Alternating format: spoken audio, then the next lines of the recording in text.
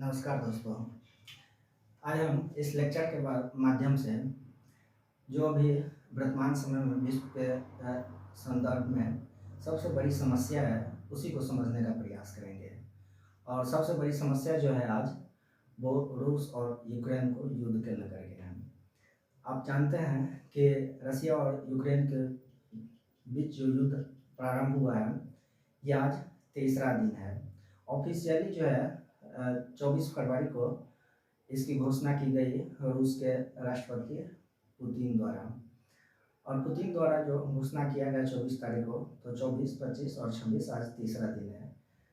इसमें जनक्षति की आप ये अंदाजा लगा सकते हैं कि वर्तमान समय में युद्ध जो है कितना विनाशकारी होते जा रहा है और उसका परिणाम कितनी भयावह होगी ये अगर इसको यही नहीं रोका जाएगा तो ये एक परिणाम लगाना। और ये by the way third world war में अगर परिवर्तन हुआ तो कितना भयावह होगा इनका परिणाम लगाना आसान नहीं है।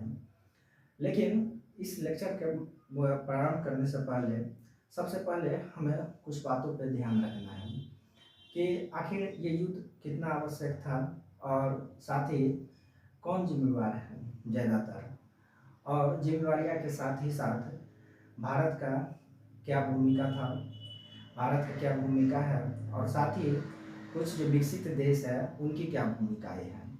क्योंकि आप जानते हैं किसी भी समाज और किसी भी अगर देश या अंतर्राष्ट्रीय स्तर पर बात किया जाए तो सबसे ज़्यादा जिम्मेदार उन देश को माना जाता है जो सबसे ज़्यादा विकसित होती है, क्योंकि उनके पास क्षमताएं होती है, उनके पास मूल रूप से इकोनॉमिक शक्ति होती है, डिफेंस पावर होता है और वो उसके बल पे युद्ध को रोक सकता है अगर दो देशों के बीच युद्ध प्रारंभ होने वाला है तो इन सब के बारे में जानेंगे।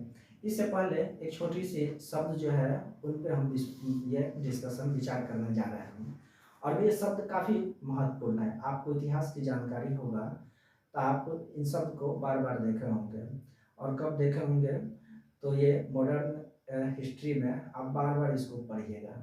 एक दौर था जब साम्राज्यवाद जो अपने चरम पे पहुंच रहा था तो उस समय इन शब्दों का प्रयोग और भी बहुत बड़े पैमाने पे प्रारंभ हुआ किया जाने लगा। और इनके पीछे सबसे बड़ी फिलॉसफी क्या थी, तो ये फिलॉसफी थी कि हम दुनिया को सब कर रहे हैं और यही इसी शब्द के बारे में हम बात कर रहे हैं, सब और असब शब्द के बारे में।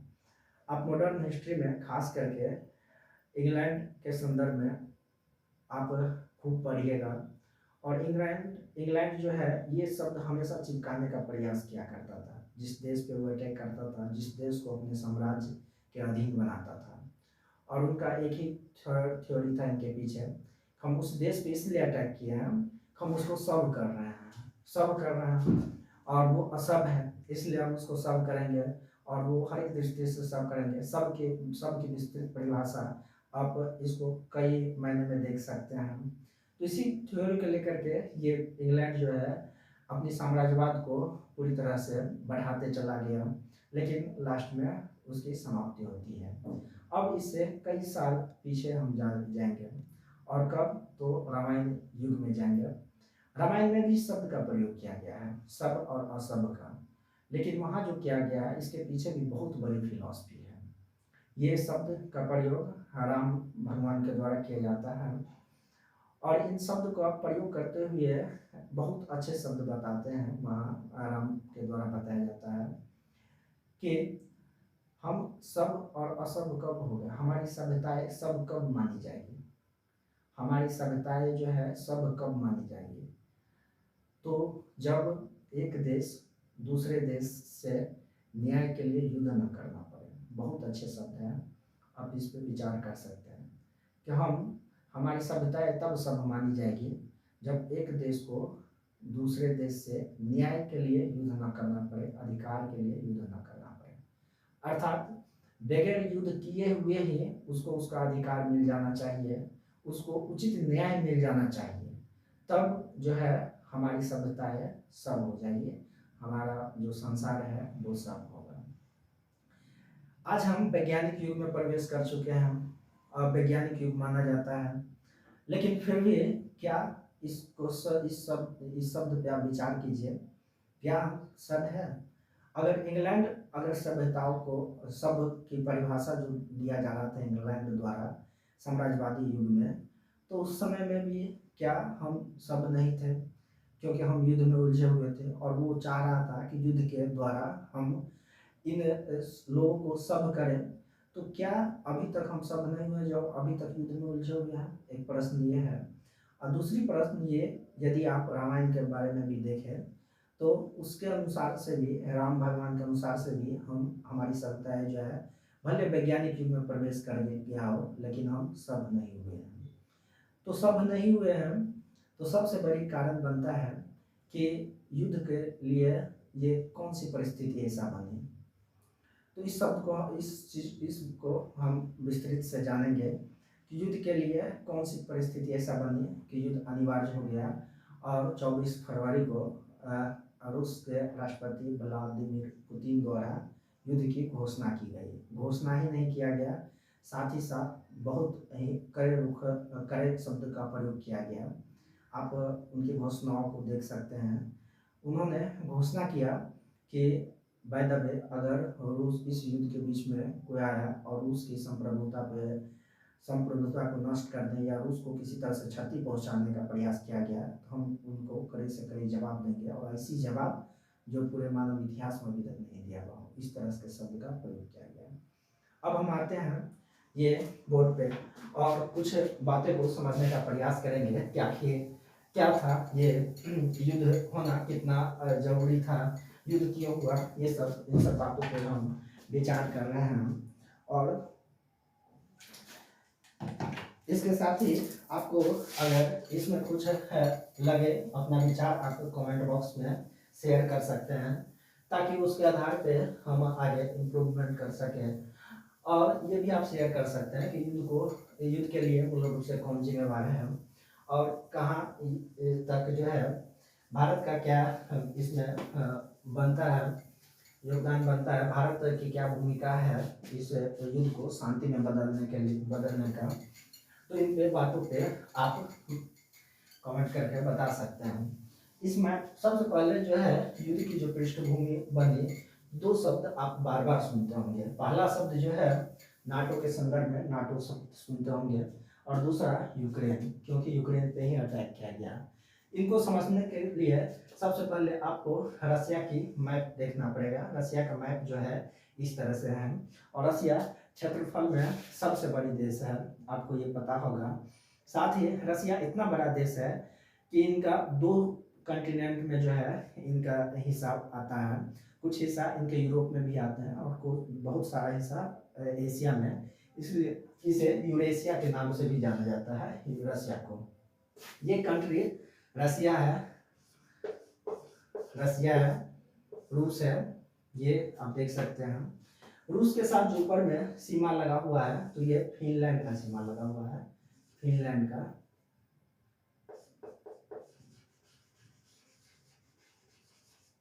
फिनलैंड का सीमा लगा हुआ है। थोड़ा सा बस नॉर्वे का सीमा लगा हुआ है, थोड़ा सा, तो नॉर्वे आपको उतना नहीं रखिए, फिनलैंड का बहुत बड़ा सीमा लगा है। इसके बाद इस्टोनिया का सीमा लगा हुआ है, ये इस्टोनिया है। इसके बाद जो है लातविया का सीमा लगा हुआ है। इसके बाद जो है बेलारूस का सीमा लगा हुआ है। यहाँ लिथुआनिया का सीमा लगा हुआ है, और बहुत बड़ा क्षेत्र यूक्रेन के साथ लगा हुआ है। यूक्रेन जो है ये यूरोप में रसिया के बाद सबसे बड़ा कंट्री है यूक्रेन। और इसके साथ ही यहाँ काला सागर है, यहाँ सी ऑफ अजोर है, और यहाँ जो है टर्की जो है लगा हुआ है, और यहाँ भी जॉर्जिया उस तरह का देश है।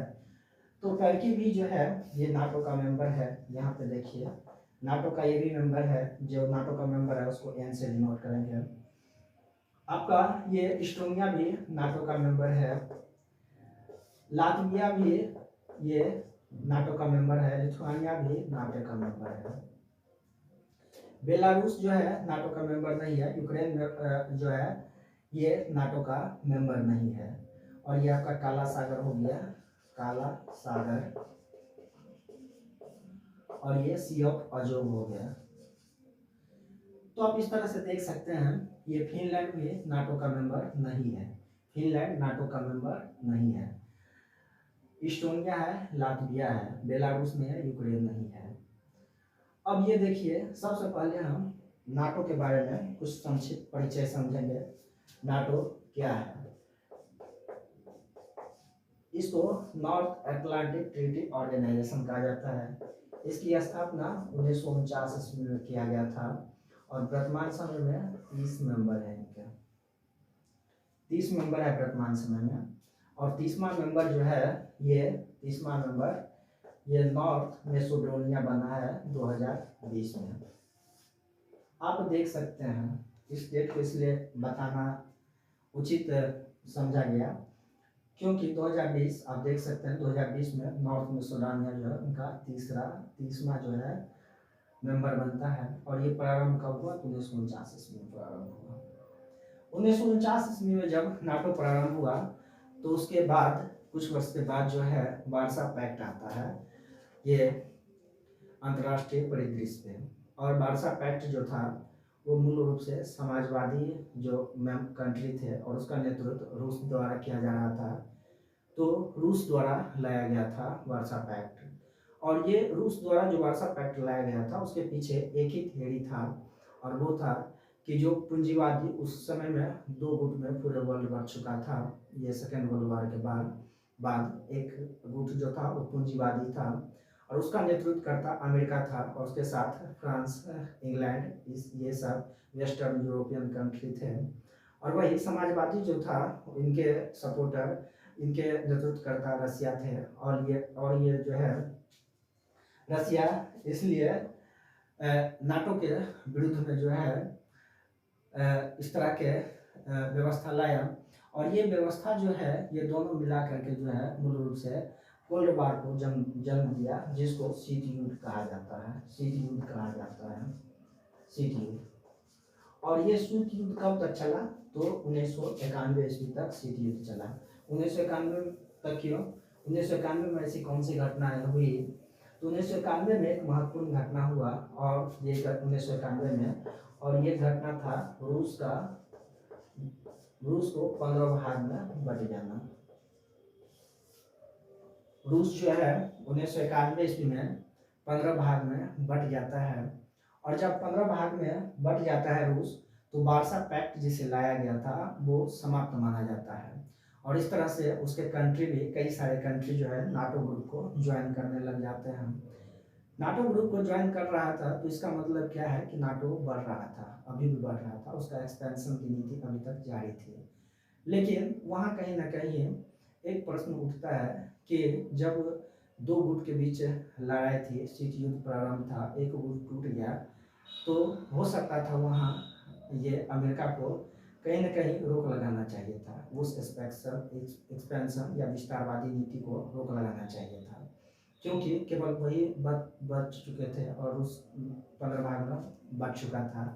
लेकिन उसको रोकने के अलावा जो अमेरिका जो है वो नाटो को समय दर समय उसको बढ़ावा देता गया और बढ़ावा देते गया। और ये कितना बढ़ा कि देखिए 2014 ईस्वी में जो बाल्टिक कंट्री है, मूल रूप से 3 Baltic country, Estonia, Latvia, Lithuania, इनका कंट्री ये नाटो का मेंबर बन जाता है 2014 में ये मेंबर बन जाता है। इसको बाल्टिक कंट्री इसलिए कहा जाता है क्योंकि बाल्टिक सागर से लगा हुआ देश है, मेंबर बन जाता है। इसके बाद क्या होता है कि 2020 में हम बताए हैं कि नॉर्थ मैसेडोनिया को मेंबर बना लिया जाता है। और ये 2022, इससे पहले भी ये इस पे विचार हो रहा था, लेकिन 2022 में बहुत सारी चीज़ें स्पष्ट होने लगी। और कुछ दिन पहले कि यूक्रेन भी जो है इनका मेंबर, नाटो का मेंबर बनेगा।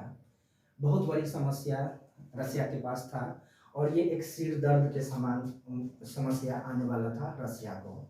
और इसी सिर दर्द को जो है कुछ समय पहले यूं कहे कि हमारे जो प्रधानमंत्री थे, माननीय पंडित जवाहरलाल नेहरू, उन्होंने इस सिर दर्द को नहीं पहचान पाया था, और जिसके चलते उसकी विदेश नीति जो है और उसकी पॉलिसी जो है इस पे असफल माना जाता है। कौन से सिर दर्द को नहीं पहचान पाया था? तो आप जानते हैं कि तिब्बत जो है आज चाइना के अधिकार में चला गया है, और चाइना के अधिकार में जो तिब्बत गया था तो उनकी मान्यता भी भारत द्वारा दिया गया था, और ये सबसे बड़ी असफल जो है नीति नेहरू जी का माना जाता है वर्तमान समय के संदर्भ में भी, क्योंकि उस समय यदि तिब्बत जो है चाइना के अधिकार में नहीं जाता और हम उसको नहीं मान्यता देते, हम उसका विरोध करते, जिस तरह से आज रूस कर रहा है, तो हम अगर विरोध करते तो मूल रूप से उस समय जो है जो व्यवस्थाएं बनती वो कहीं ना कहीं हमारे पक्ष में होता, और आज इसी व्यवस्था का, इसी सिर दर्द का कारण है कि चाइना जो है वो अरुणाचल प्रदेश के कुछ हिस्सा को भी अब चाइना का हिस्सा बताने जा रहा है। आप समय दर समय इस बारे में रिपोर्ट भी देख सकते हैं।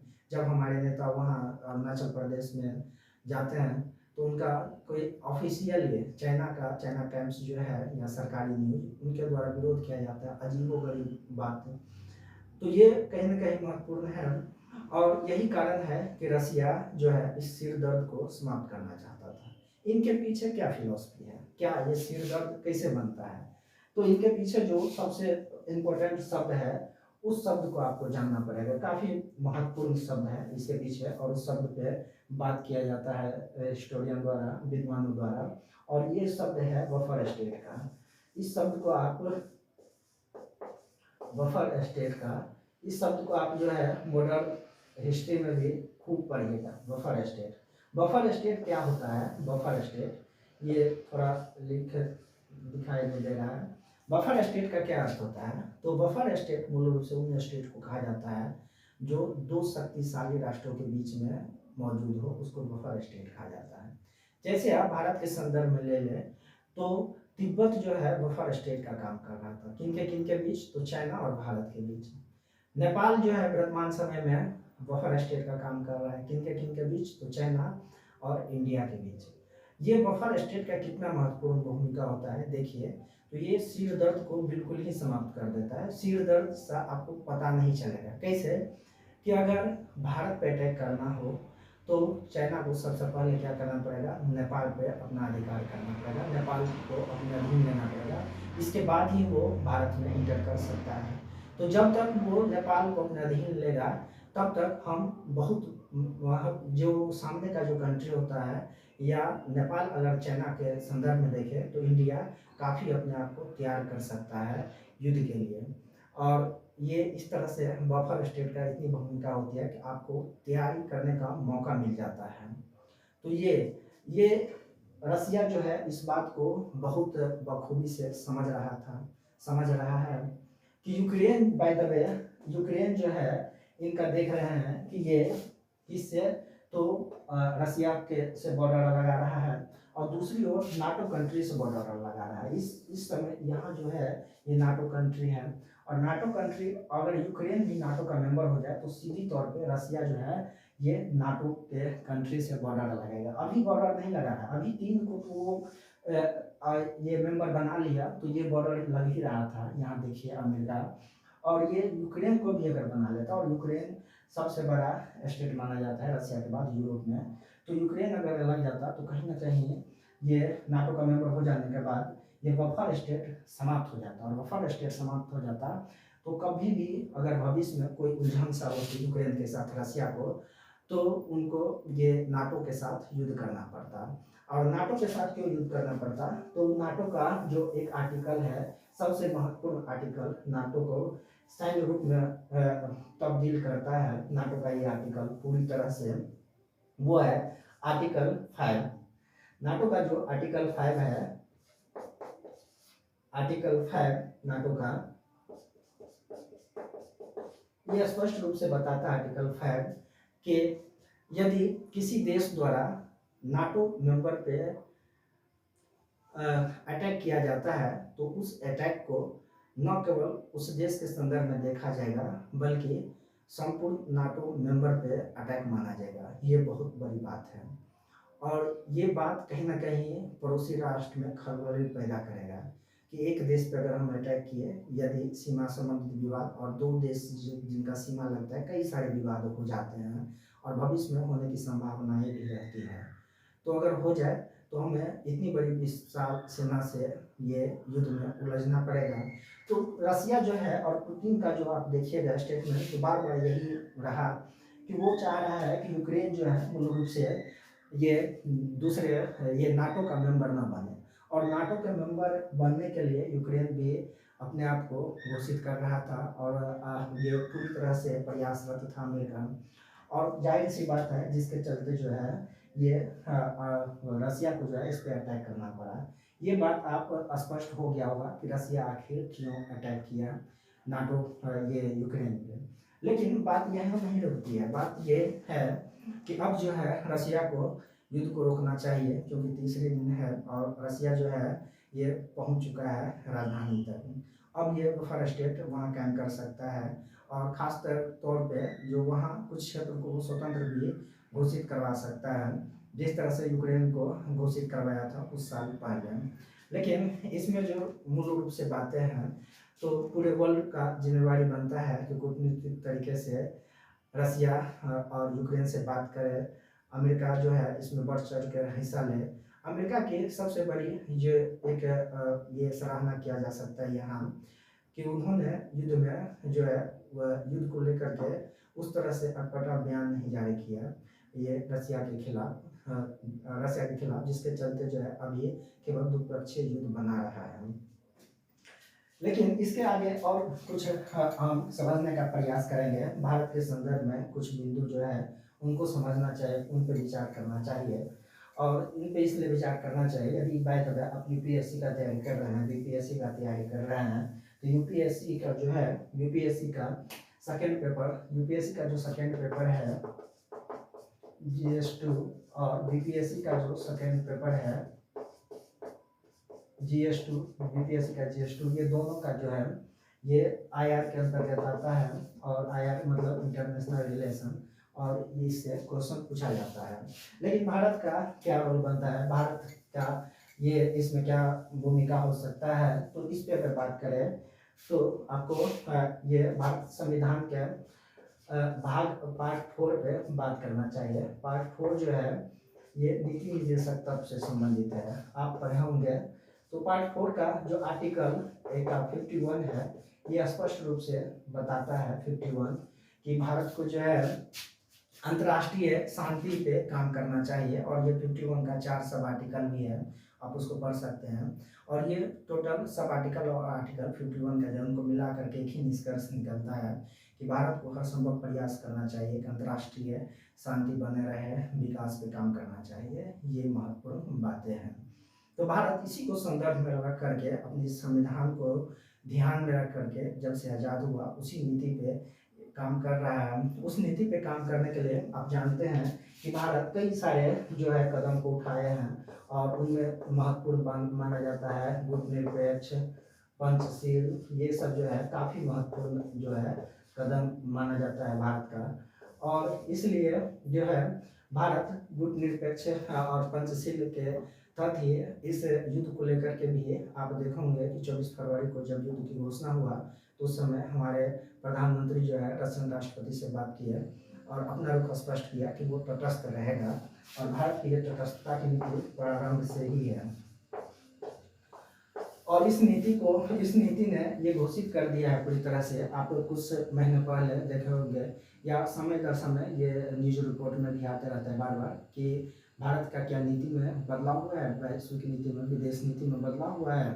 क्या कैसी बदलाव कि वो अमेरिका की तरफ झुक रहा है या फिर रसिया की तरफ झुक रहा है, इस तरह के कोई बदलाव आया है। तो इससे यह स्पष्ट हो गया कि भारत अपनी संप्रभुता के साथ कभी भी समझौता नहीं करेगा और नहीं कर सकता है। तटस्थता की नीति उन्होंने घोषित किया। लेकिन साथ ही इस पर भी विचार करना चाहिए कि भारत को और बाकी देश जो है उसे अब मूल रूप से इस पर बात करना चाहिए कि किस तरह से जो है ये किस तरह से इस युद्ध को डी-एस्केलेट किया जाए, कम किया जाए। और साथ ही यूएनओ, जो यूएनओ के बारे में आप जानते ही होंगे, यूएनओ का भी महत्वपूर्ण योगदान बनता है, क्योंकि अंतर्राष्ट्रीय संगठन का उद्देश्य ही ये होता है ये किस तरह से शांति व्यवस्था को कायम किया जाए। और यूएनओ जो है इसको इसीलिए स्थापित किया गया था सेकेंड वर्ल्ड वॉर के बाद, ताकि ये विश्व शांति को बहाल करके रखा जा सके। लेकिन यूएनओ के पीछे सबसे मूल समस्याएं क्या है? P5 की समस्या सबसे मूल है। यूएनओ को लेकर के सबसे मूल समस्या P5 की है। ये P5 क्या है? ये P5 के रूप से यूएनओ द्वारा जो है 5 कंट्री को डिनोट किया जाता है, और वैसे 5 कंट्री को डिनोट किया जाता है जो यूएनओ में परमानेंट मेंबर है, और उन पांचों को वीटो का अधिकार दिया गया है। वीटो का अधिकार का अर्थ है कि इन 5 मेंबर को ये अधिकार है कि किसी भी मुद्दा अगर उठाया जाए, उसमें से एक मेंबर भी उसमें नाराजगी जाहिर करे, तो उस मुद्दा को वहीं पे रख दिया जाएगा, उसको आगे नहीं बढ़ाया जाएगा। ये वीटो का अधिकार होता है। और इसी को लेकर के यूएनओ एक तरह से केवल एक अंतर्राष्ट्रीय संस्था बन करके रह गई है।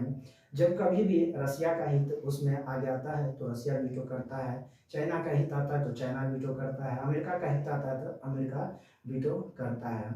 इसके साथ ही एक और जो है कुछ लोगों द्वारा हम देख रहे हैं, पिछले दिन से कई इस युद्ध के बारे में अध्ययन कर रहे थे, तो एक और जो है कॉजेज निकल करके सामने आ रहा है। और एक कॉजेज क्या है? तो ये कॉजेज बताया जा रहा है कि इस युद्ध को लेकर के केवल यूक्रेन से नहीं जोड़ सकते हैं।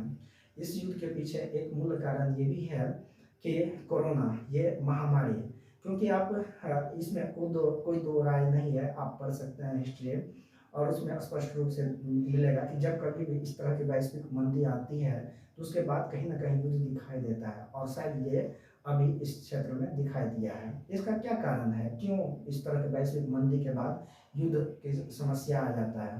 तो इसका मूल कारण ये बताया जाता है कि ये युद्ध के बाद जो सामान्य से व्यवस्थाएं आती है, तो उस देश के नागरिक, सभी देश के नागरिक जो है अपने मूल लीडर से ये को प्रश्न उठाना प्रारंभ करते हैं तो उस समय उनकी समस्याओं को किस तरह से देखा गया, कौन सी योजनाएं लॉन्च की गई, उसके हित में क्या रहे, अहित में क्या रहे, उनको कितना बेनिफिट पहुंचाया गया। और इन सभी प्रश्नों से बचने के लिए कहीं ना कहीं लोगों का ध्यान जो है बांटने का प्रयास किया जाता है, और शायद रसिया द्वारा यही किया जा रहा है, कई सारे लोगों द्वारा ये इशूज बताया जा रहा है। लेकिन आप ये स्पष्ट रूप से देखे होंगे कि किस तरह से ये यूक्रेन और ये बॉर्डर का क्या समस्या है। हम अपने इतना ही पे इस जो है लेक्चर को समाप्त की ओर करते हैं। साथ ही आप इसको लेकर के क्या सोचते हैं, आप हमें कमेंट में जवाब दे सकते हैं। साथ ही भारत को और भी क्या करना चाहिए वैश्विक शांति के लिए, और सबसे बड़ी बात कि अमेरिका और चाइना का क्या इसमें योगदान बनता है। धन्यवाद।